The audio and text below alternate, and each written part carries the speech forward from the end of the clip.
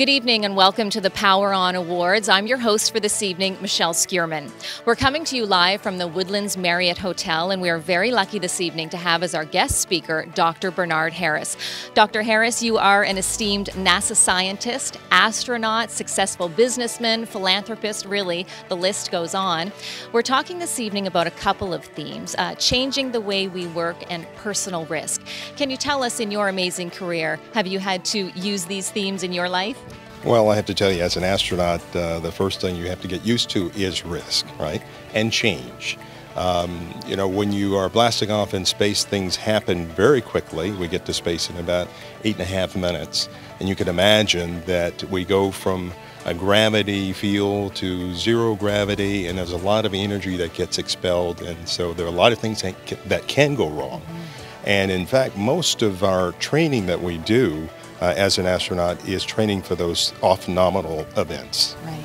Well, your book, Dreamwalker, is fascinating, and I think what struck me is at the age of 13, you set a goal, you had a dream to become an astronaut, and indeed you achieved that. You never strayed from that, but I'm sure there were barriers along the way. Oh, certainly. When I was 13 years old, inspired by the guys going to the moon, and when I saw that, I knew what I wanted to do in life. Now, it wasn't just a straight thing, you said all the wonderful things that I've done, but I have to tell you that there were some peaks and valleys along the way. There were certainly some obstacles and challenges that I had to overcome. And one of those, it's in the 60s, is as an African American looking to follow in the footsteps of guys, only guys that went into space, no women. And so I first had to, accomplish that hurdle. And that was one of mindset that I'm going to do it despite. And of course, there were a lot of things along the way.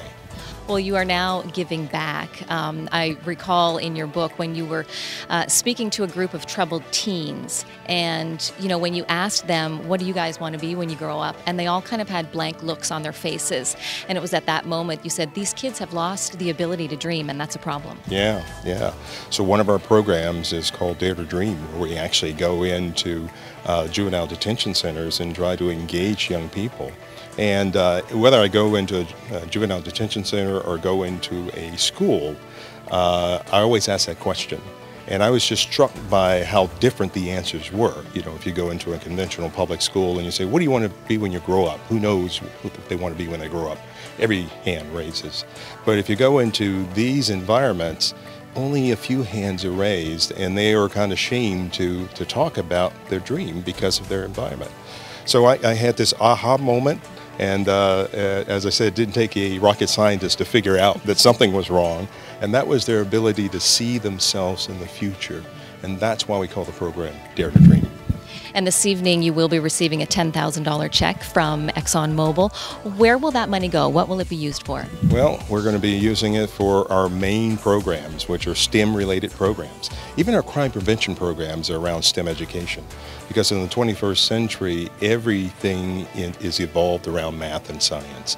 And so as we teach kids how to make right choices, we also want to educate them and prepare them for careers in the future.